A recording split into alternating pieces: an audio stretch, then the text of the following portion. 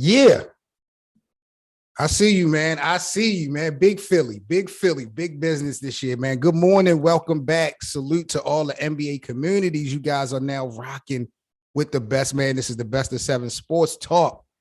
I'm your host, as always, the Kid 7 Mitchell. Got a special guest with me today. Please get familiar with my brother because I plan on you guys seeing him a lot this upcoming NBA season. He has a dope NBA channel. Mario, introduce yourself, man. I appreciate you. Let the people know where they can follow you and what you got going on before we get into this morning's show, because we got a classic on the way. Yeah, man. First of all, thank you, Seven, for having me on your show. I'm very appreciative of that. I'm Mario. I'm from Mario NBA a la Chilena. That's my channel. I mostly do my thing on Spanish, but I also try to do some content in English as well. So they can follow me on Instagram, Mario NBA a la Chilena, and on my YouTube channel is NBA a la Chilena. I'm from Chile, obviously.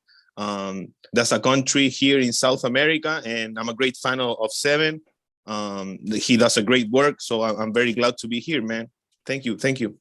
Yeah, man, the pleasure is all mine. Now, Mario, like you said, you do things in English and in Spanish. Do you see a difference on YouTube as far as support when you're doing your NBA talk? Do you feel like there's a certain demographic that shows more support, or be locked in or tapped into your channel more, or is it kind of balanced?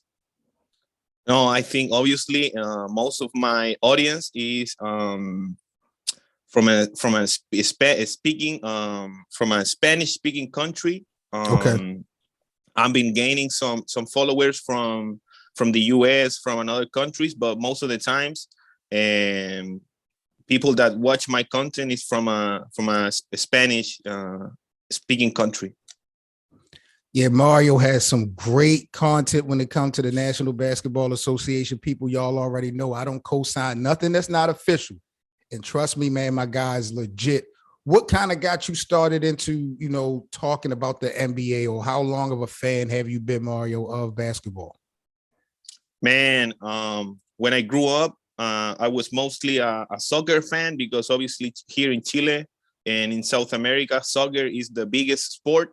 But I would say like a couple of years ago, like maybe 10 years ago, I started watching the NBA. I started watching Undisputed. I started watching like First Take. Okay. Obviously, I'm an English teacher. I studied English pedagogy, so it was a great opportunity for me to get better at English, obviously, by watching pro sports talk and different channels around the YouTube world. But mostly I did a study. Like I try to do studying different perspectives, like Skip Bayless, Stephen A. And when I gain, I think, a lot of information and knowledge, then I decided to create my YouTube channel with a friend of mine, Damian. We started from the bottom, with no video, just audio, and I started my YouTube page like last playoff. When the playoff started last year, that's when I created my YouTube channel. That's dope, bro. That's dope. Give me 1 second.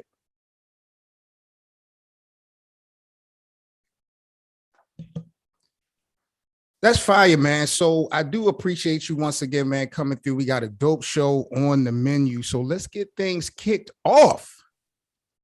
No question, man. Let's start off with the jersey that you have on, because your Philadelphia 76ers, bro, have made some power moves in the offseason, in my opinion, with the addition of PJ Tucker, the addition of Montrezl Harrell. Those guys are really not all-stars, but they make that team tougher. Yeah, and when you look at the demise of like the Boston Celtics, everything that they're going through, Philly, in my eyes, look to be clearly a top 3 team coming out of the Eastern Conference. If they wasn't before, most definitely now. What's your thoughts on the moves that Philly has been making, and how do you project their season to be if everything goes aligned and health, remains not an issue? Yeah, man. For me, this is the year that the Philadelphia 76ers they have to get closer to the NBA Finals, closer to the Eastern Conference Finals. They haven't been there since Allen Iverson in 2001, I guess. So for me, as you said, they got D'Anthony Melton, they got PJ Tucker, they got Montrezl Harrell, they got House as well. It was like an old school Rockets reunion with Daryl Morey there, obviously. But for me, if this is the year, I can't trust Joel Embiid anymore if he can't deliver this year. Sometimes I think that he's too worried about the MVP, too worried about accolades, too worried about personal recognition. But to me, with the roster that they got this year, and I don't know if you saw the clip where Doug Rivers is talking to James Harden. Yeah, about being a leader and about the responsibilities and things that need to happen on the court. I did peep that. You brought up a good point about Joel Embiid maybe needing to,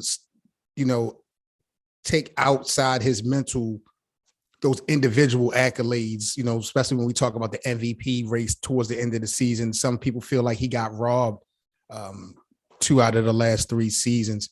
On the flip side, though, do you not think that he uses that for drive to make him play better?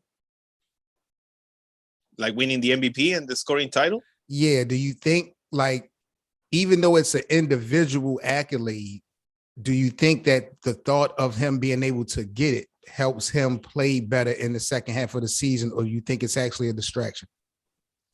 I would have to say that to me, it's like a distraction because he's like putting himself over the team. I'm not saying that it's bad that he's trying to get an MVP or a scoring title, but to me, he's got to focus more on the championship. At the end of the day, great players are judged by what they do in the playoff, not in the regular season. So for me, the most important thing for me is that he has to stay healthy. He has to try to play as much games as he can and be a leader. To me, that's one of the main things that I think Joel Embiid can improve this year by being a great leader. And there are no more distractions, no more Ben Simmons. I'm rocking the Ben Simmons jersey. So for me, this is the year for them to make it at least to the Eastern Conference Finals, if not the NBA Finals. Now, speaking of Ben Simmons, man, revenge was set to go down last night as the Philadelphia 76ers played the Brooklyn Nets yesterday. And this was Ben Simmons' first time, I believe, in a Brooklyn Nets uniform. First time we've seen Ben Simmons play in about 470 days. Damn. He finished the night off with 6 points, 5 assists, 4 rebounds, and a steal. He was 3 for 6 from the field. I believe he played like 16 minutes. I don't know if you saw the game or not last night, Mario, but what do you think Ben Simmons' impact is going to be for Brooklyn this upcoming year? Because it looked like those guys are going to try to make things work when we talk about Kyrie and Kevin Durant and the rest of the gang sticking together. What do you think Ben Simmons' impact is going to be? Yeah, last night I watched like the first half because obviously yesterday we got Monday Night Football. I'm a huge football fan. Okay. So I watched the first half of the Brooklyn Nets against the Philadelphia 76ers. Undeniably, Ben Simmons is going to have an impact. I like what he did yesterday on the defensive side. Obviously, he's known for his talent and his skills on the defensive side. But one of the things that I really, really, really didn't like was the fact that he is like looking to pass the ball. It's like he's not aggressive enough. He's not aggressive enough. And you would think for all the stuff that went down in Philly, especially in that last game, the elimination game where he passed up the shot, I was under the impression that even if he make or miss the shots last night, he was going to be very aggressive. I thought he was going to be shooting 3-pointers. I thought everything that we criticized Ben Simmons for, he was going to get in his bag last night and show it, against the 76ers, even though the game didn't count. So I agree with you, bro. I was disappointed that he kind of played passive aggressive. I thought he should have just turned it up a little bit last night. And it's like he doesn't have a post-up game. To me, like he's very limited in terms of the offensive side. He's like Rudy Gobert, not that bad offensively, but he did some nice things yesterday. He did like a couple of dunks. But to me, in my mind, what KD and Kyrie are thinking is like, man, come on, man, we're gonna give you the ball, and at least you gotta do something with the ball. Don't try to pass the ball all the time. Try to attack the rim. Be aggressive, play physical. He's like, for me, he plays like he's 6'3", 6'4", even though he's 6'10". To me, come on, man, you gotta be aggressive, man. Let me ask you this, Mario, because I remember in the offseason, I had discussions about what role, what position would Ben play with Brooklyn. And some people felt like because he is a good facilitator, he would be good at point guard, even though you got Kyrie.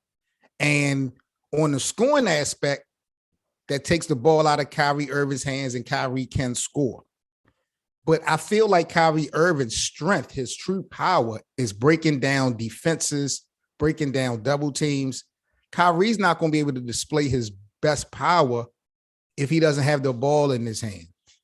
Yeah. So do you think that Brooklyn can still be successful taking the basketball out of Kyrie's hands and letting Ben Simmons be more of a floor general because of the point that you made about him not being that great offensively? Yeah, we saw that yesterday. That was a positive aspect or a positive takeaway that I can take from this game. To me, Kyrie can be as effective as he was in the past. But one thing that I like that Ben Simmons is having the ball, is being a floor general, as you said, is that Kyrie maybe doesn't get tired if he's handling the ball all the time, trying to bring the ball up past half court. So to me, a positive aspect of Ben Simmons being a point guard is that maybe Kyrie will not get as tired as in the past because he's used to having the ball all the time. We know that he's a great scorer. As KD, a 50-40-90 member of that club. But to me, it's going to be a lot of work, man. A lot of work they have to do in Brooklyn. To me, this is also the opportunity and the last chance of motherfucking Steve Nash, man. Come on, man. I'm tired of seeing him on the bench doing nothing. To me, it's like, come on, man. You got to do something. Do you think that they'll make a move when it comes to Steve Nash before the season is out?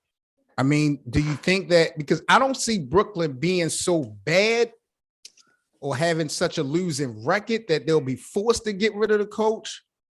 But right now, bro, I don't believe Steve Nash is the right fit to be the head coach, coaching people like Kyrie, KD, the rest of the guys, especially when you know deep down inside Kevin Durant didn't want you there. Yeah. And so do you really think it's going to last with Steve Nash there for the year? I mean, Steve Nash is he's being, how can I say it? He's being protected by Sean Marks and the front office. But to me, a great candidate to coach the Brooklyn Nets is Ime Udoka. I don't know if you mentioned that. To me, the greatest candidate is Ime Udoka, man. And I think not going off topic too much, but that I think that's one of the main reasons why the Boston Celtics didn't fire him, because Boston knew if they fired Ime Udoka, most probably he's gonna land on Brooklyn. I did not really think about that, and we definitely got to talk about Ime Udoka. But that is very interesting because I did read some reasons why Boston didn't fire Ime at this time. You know, money definitely is a situation and involvement. But you're absolutely right. If Ime was to go on the market before the season start, I could definitely see, teams in their same division or at least in the Eastern Conference trying to pick him up. We're going to talk about Ime though in the show a little bit later on, because I'm not sure if he's actually going to be a head coach again. Yeah, that's a fucked up situation. Yeah, it's crazy. I want to get your thoughts on that. But getting back to, last night's performance from Ben Simmons and stuff, there was some other guys that returned after a long hiatus. Kawhi Leonard. A lot of them. Yeah, Kawhi Leonard played last night for the first time in over 400 and something days. I want to run down this list to you, Mario, real quick. These are NBA stars who are returning after missing all of last year. I want you to tell me, who do you think out of this list is going to be the most impactful player for their team this upcoming season? We have Kawhi Leonard, who was out last year, who's been returning. Zion Williamson from the Pelicans. Ben Simmons, of course, who we just discussed, from Brooklyn. Jamal Murray from Denver is going to be coming back to help Joker try to get over the hump. Also, John Wall, new acquisition from the Clippers, pairing up with Kawhi as well as Paul George. And last but not least, James Wiseman from the Golden State Warriors. Who do you think is going to have the biggest impact next season from all those guys that are returning? To me, this is an easy question. It's got to be Kawhi. During this offseason, we saw how good he looked physically. So to me, beast. Kawhi to me is going to be the most impactful player on his team. In this case, the Clippers. They got a great chance, to me, the same as Philadelphia, maybe to get to the Western Conference Finals. They did that like 2 years ago, but in this case, Kawhi is going to be healthy. I do not expect Kawhi to play 82 games. I do not expect Kawhi to play 70 games. But the same as Joel Embiid, great players are judged in the postseason. So Kawhi's got to stay healthy. Again, maybe same thing as Joel Embiid. Try to be a better leader. Try to rally the troops and try to make an impact, because there's a lot of players like KD, Kyrie that only want to hoop. They are hoopers. They don't want to be leaders. They don't want to lead the team. But I think that's a very important thing regarding these top tier players. Like to me, Kawhi is going to be the most impactful player. So the regular season, for the most part, when it comes to the guys on this list, we shouldn't really be pressed about the numbers. Throughout the regular season, you're saying we basically should be focused in on the health and the chemistry aspect. But as far as numbers and production, we should expect to see the best from these guys in the playoffs. Yeah. One player that I don't like, or maybe that's too harsh, but to me, it's like a little bit overrated, is Jamal Murray. Come on, man. He's been out like for almost a year, right? 2 years, if I'm not wrong. Yeah, he about a year and a half. Yeah, to me, it's like, come on, man. You got Jamal being overrated. I think his teammate is the overrated one. I'm not a fan of Joker, bro. I'm sorry. I am not a fan of Joker. He's a great player, one of the great passers as a center. But to me, it's like, it doesn't convince me. Yeah. Too many young players like Jokic, Murray, Porter Jr.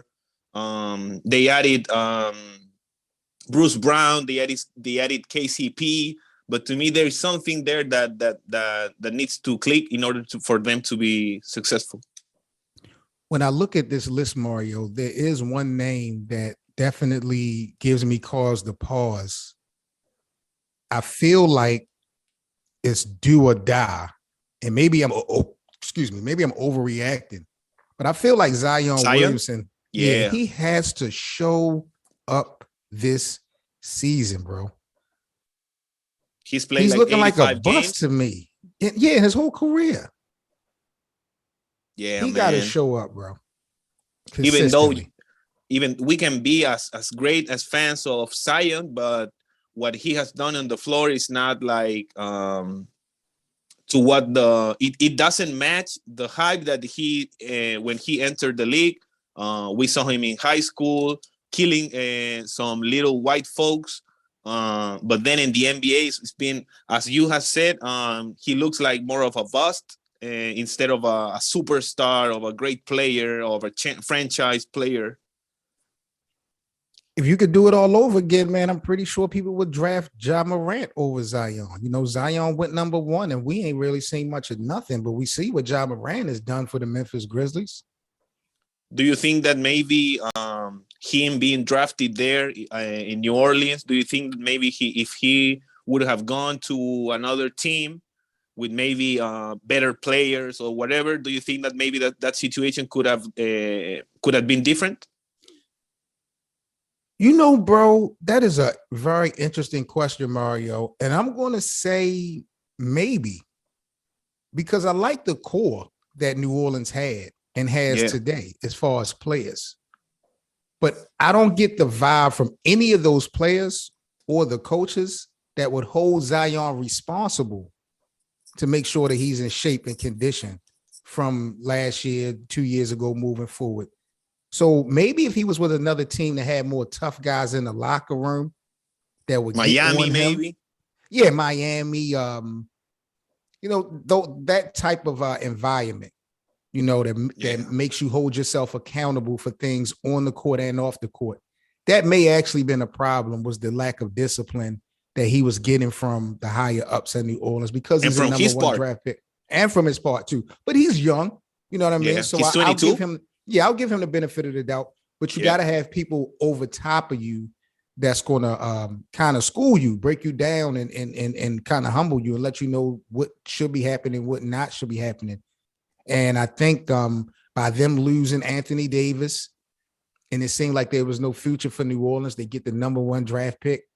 So it's pretty much Zion's show. But if he would have went to another team that had a little bit more toughness in the locker room, you might be right. We may be seeing a different Zion. So it's iffy. Yeah, because there was a lot of hype him going to New York fans. They always want the biggest star on the market. It happened with LeBron. It happened with KD. It happened with Kyrie.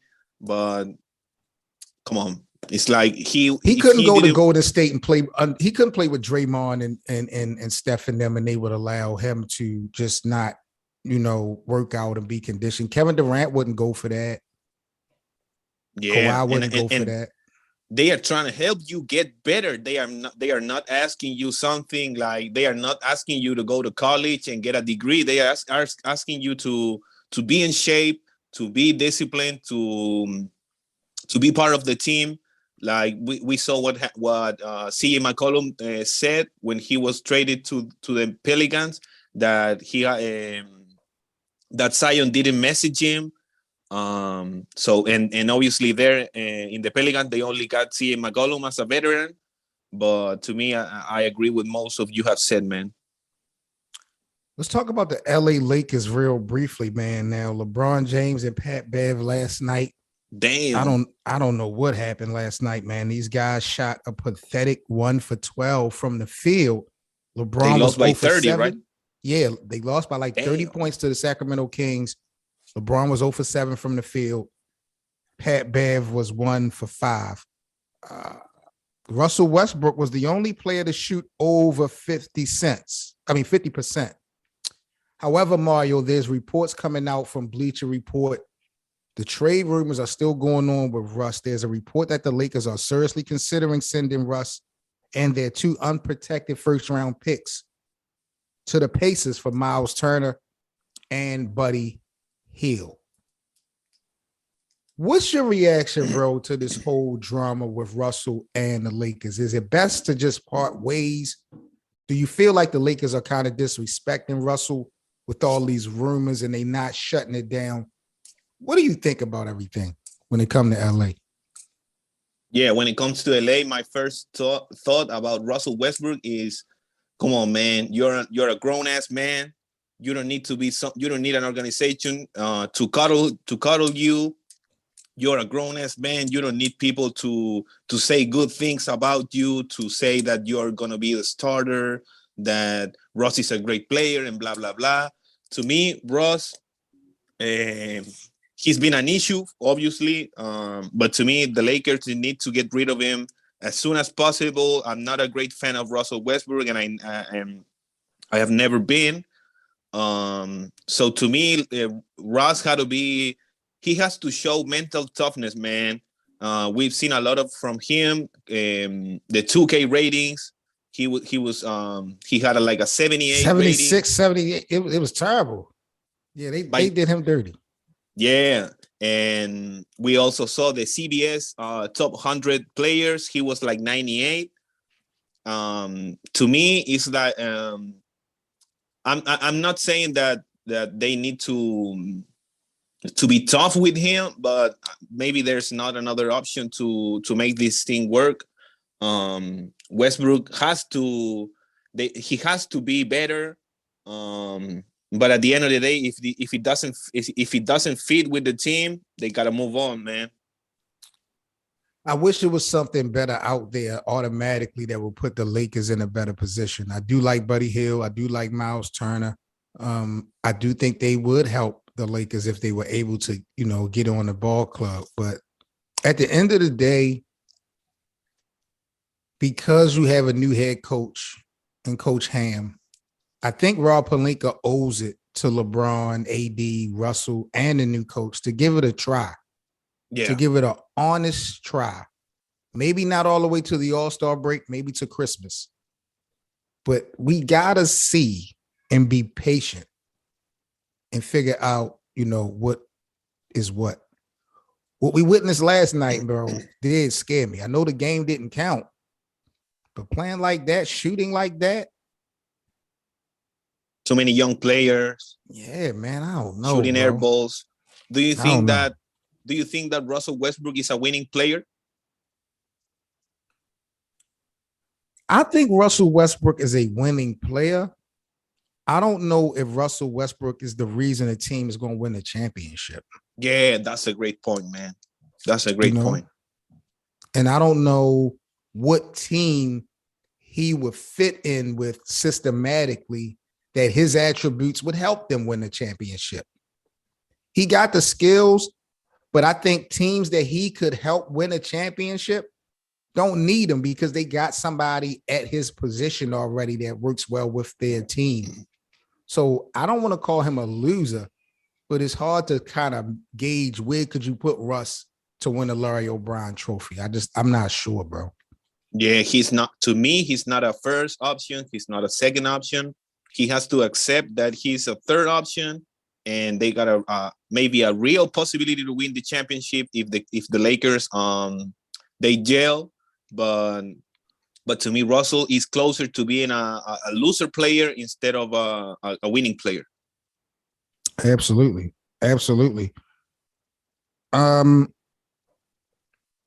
LeBron James. Let's talk about LeBron briefly. Just to get let's get your thoughts real quick, Mario. If he does surpass Kareem for the all-time score in the NBA this season, what does that do for the LeBron James GOAT argument, if anything? Well, in my case, that doesn't make much. To me, it's a huge record to have. Don't get me wrong. That's a huge record to hold. But to me, if you can't do it on a winning team, it's gonna go to the trash. It's like people are gonna remember LeBron being all-time leading scorer, but they are also gonna remember that last year he didn't make the playoffs. Maybe this year the Lakers are not gonna make the playoffs. So LeBron to me is like he doesn't need anything to prove to nobody. He's a pantheon player. He's one of the greatest players of all time. But to me, and one of the things that I'm concerned with him being one of the highest IQ players in the history of the game, he's gotta know. He's gotta realize that maybe these two of last 3 years are gonna be like declining, and that's a tough situation for him to be, because in one part you have the Lakers, they gave you an extension, they almost gave you $100 million, but I'm pretty sure he still wants to win another ring, so it's a tough situation for him to be in. Now, I thought we were going to have a nice show, a nice, decent, smooth show. I got my man Mario here. This is his first time on the Best of 7 Sports Talk. I thought we were going to have a nice, decent, smooth, clean show. But now, I got to talk to the bosses, Mario, because I'm hearing some disrespect coming from you when it comes to the king. So let's rewind this a little bit, because when I asked you this question about does it help his argument to surpass as the GOAT, you said no for the most part. Yeah. So let me be clear for the American public. Who is the greatest of all time according to you? MJ, man. Easy. Oh my God. Oh my God. Ah! Mario Even has Kobe, done man. it. Even Kobe, man. Kobe what? I had Kobe Above right LeBron? behind. Yeah. I mean, we can make a differentiation. LeBron, as a player by himself, can be better than Kobe, but in terms of winning, I'm a great fan of winning. Obviously, I got to put LeBron. my thinking cap on. I got to put my thinking cap on. Yeah, really, man. Mario? Really? I'm even more a fan of Kobe than Jordan, but I have to give it to Jordan, man. He's the GOAT. Listen, RIP to the Black Mamba. Shout out to Kobe. You know Kobe wasn't better than LBJ. If Kobe is your favorite or more of a favorite to you, I understand that. I can respect that. But you're going to put Kobe Bean Bryant over LeBron James all time? Yeah, man. I mean, if LeBron ends with 4 rings, it's going to be a huge disappointment, man. With all the hype, listen to me. He's one of the highest IQ players in the history of the game, if not the highest. He's the most athletic player in the history of the game. He's been healthy for like 16, 17 years. What more can I say? 3 franchises to the championship. But he only 4 rings. Come on, Olympics. Man. He's went 11, 12 times to the finals, though, Mario. Like, where's the respect? Where's the love? I think I lost respect for LeBron when he lost to the Mavericks. That was, come on, man. That was trash. Wait a minute. So you lost, wait a minute. Wait a minute. So in 2011, you lost respect for LeBron, but you didn't lose respect for D Wade? Oh, come on, man. D Wade is not even in the conversation. It's like D Wade, that's a great player, but oh, Dwayne Wade gets a pass? Wait a minute. No. But who's the best player on that team? Who's the best player in the league? The league. Thank you. So then I'm confused, Mario, because if you lost respect for LeBron in 2011, then he comes back the following year, wins his first championship and wins an MVP, and then comes back again in 2013, wins another NBA Finals. I think he won MVP in 2013. I think Derrick Rose back-to-back MVP and back-to-back titles. Okay, yeah. You didn't gain the respect back from that? But that I listened to Brian Windhorst. He's a great LeBron apologist. And you know, he was on the same high school as LeBron, St. Vincent, St. Mary, and the new narrative that the LeBroneros have, the LeBron supporters have, is they are saying that every time LeBron lost in the finals, he made a big comeback, and that helped him a lot. The different losses, but to me, come on, man. Once you win, that's why to me Jordan is the greatest player of all time, because he set a new standard. Before Jordan, no one have won a three-peat. Only Bill Russell in the 60s, if I'm not mistaken. He won 3 in a row. Then he did it again. And to me, LeBron, if LeBron would have won 4 in a row, to me, he's the undisputed GOAT, man. Undisputed, man. But wait a minute. LeBron, what has LeBron to show, man? He has a fucking back-to-back, the same as Hakeem Olajuwon, the same as Isaiah Thomas, the same as Kobe with Paul. LeBron, come on, man. You only have a back-to-back?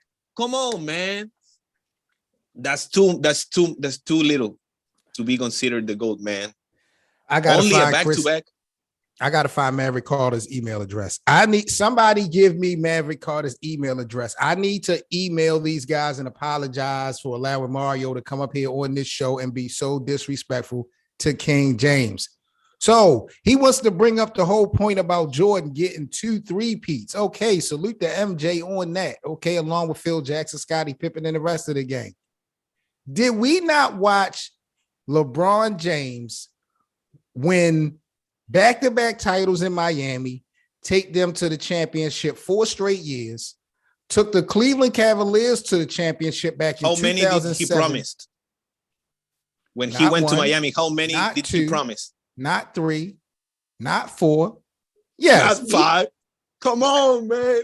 But he okay. So what about going back to Cleveland? Cleveland, Ohio, bro. LeBron is a being business, down man. 3-1 to a 73-9 team on the road in a game 7, giving Cleveland their first championship in sports in over 50 years. Yeah. Then goes to Los Angeles and wins another championship the same year that Kobe Bryant dies and the pandemic hits.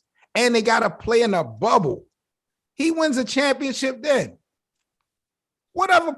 You think Michael Jordan could have went to 3 franchises and won 3 titles and won titles for 3 franchises? No, because they were different times.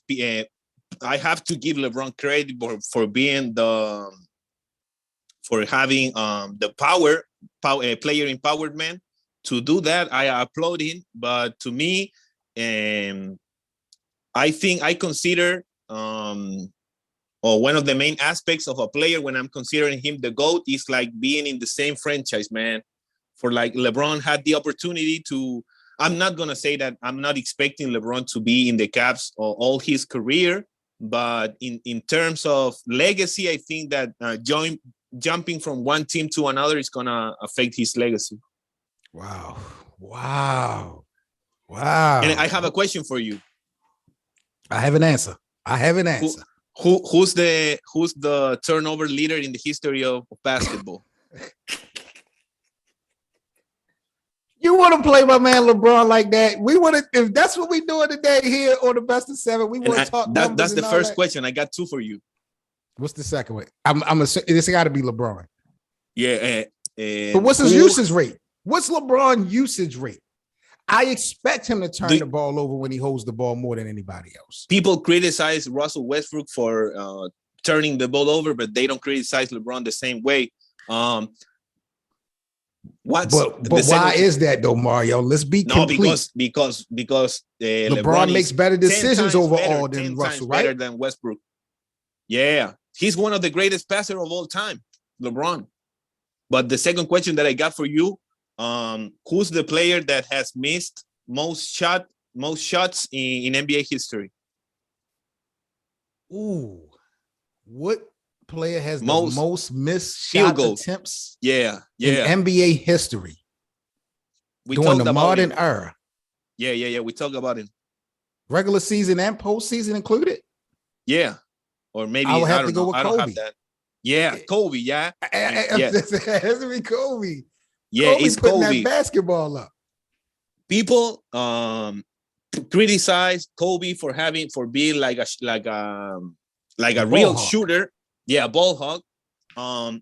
This season is not going to happen, but this next season, 2023, 2024, guess who is going to pass Kobe for the most missed shots in NBA history? Who? LeBron. What? What they are gonna say then? Wait a minute. Because if I'm not mistaken, if I got my numbers right, LeBron is about to surpass, I don't want to say Magic Johnson, but when it comes to all-time assists, LeBron is doing something in that category as well. Yeah. You want to play with LBJ this year, Mario. I can tell this 76th season of the NBA is going to be a special one, man. Mario and I are going to have so many debates. I can tell this is going to be one of these years, man, in the NBA. I cannot wait, man. Mario, I appreciate you coming on board to the show, man. About to get up out of here. Please, once again, let everybody know where they can follow you at and tune into your show. Yeah, man. Thanks for the opportunity. They can find me on my YouTube channel. It's called NBA a la Chilena. I'm obviously from Chile. And my Instagram is Mario NBA a la Chilena. They can find me there. We can do some collaborations. As I've said before, I mostly do my content in Spanish, but I also, in the last couple of months, I've been doing content in English. I also do dubbing. Okay. Yeah, the interviews, obviously I translated to Spanish with my voice over the interview. So that has been a great that's been a great content. People really like it. Nice. Real creative, real creative. Before we sign off, I do have one more topic for you, Mario, just to get your brief opinion when it comes to Brittney Griner. Oh, damn. Yeah, a Russian court has set Brittney Griner's appeal hearing for October the 25th. Now, we know about the conviction that she got, about 9 years for the charges that she got. She's been detained since February. Her appeal hearing is set for this month, October the 25th. Really what I wanted to know before we get up out of here from you, Mario, realistically, do you see this appeal going in the favor of Brittney Griner this month? Do you see her coming home? And what's the realization of her having a WNBA career moving forward? Well, that's a tough topic to discuss, but to me, a lot of smoke has been blown over this situation. He has to be held accountable for what he did. I'm not hopeful that he's gonna come back to the States. We also saw 6ix9ine trolling her in Russia, but it's a difficult topic, man. But for me, he has to accept what she did and move on from that. It's like sometimes people with money, people with fame have a lot of privilege, but to me, sometimes they gotta pay, man, and that's a tough situation. Yeah, this is a real tough situation, and I'm not saying that Brittney shouldn't get a pass she should get a pass because of what she did, but and I understand different countries got different rules and regulations, but what she was sentenced for in comparison to what she had is just ridiculous. It's real fucked up, and she's been in prison this long, and the lack of support that she really gotten from our country has just been iffy. I've seen a lot of comments of people feeling like she got what she deserved and they really don't want her back. So we see in people true colors. I, however, don't think that she's going to ever play in the WNBA again. I think that is a done deal.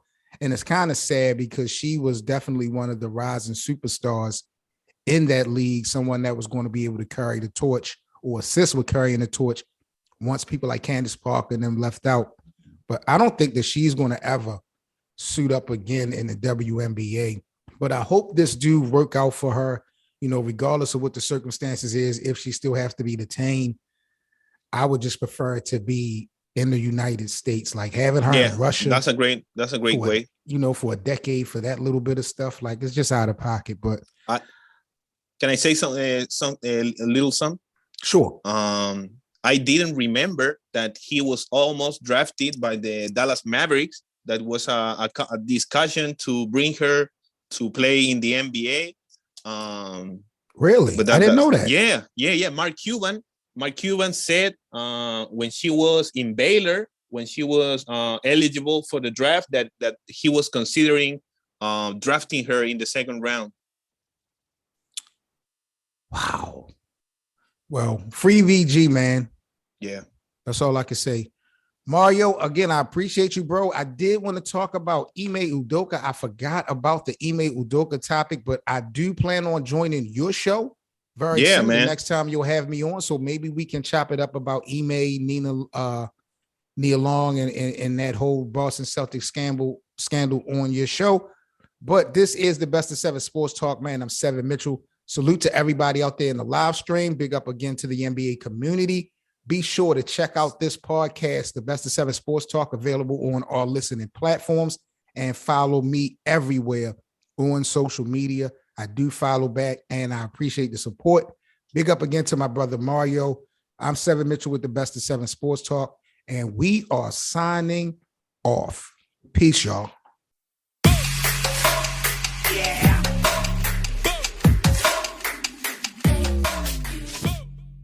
Okay, now AR with the cooler kick. Keep street, we run this shit. Fell back after run it up. Then my last bitch, she was dumb as fuck. Hop out, get the spraying stuff. Cause my last ox wasn't saying nothing. Whole stunting, big pimpin', whole hunting. 38 with the cooler kid in the mall with me like Joe Budden. These hoes front. Don't forget to like, comment, and subscribe.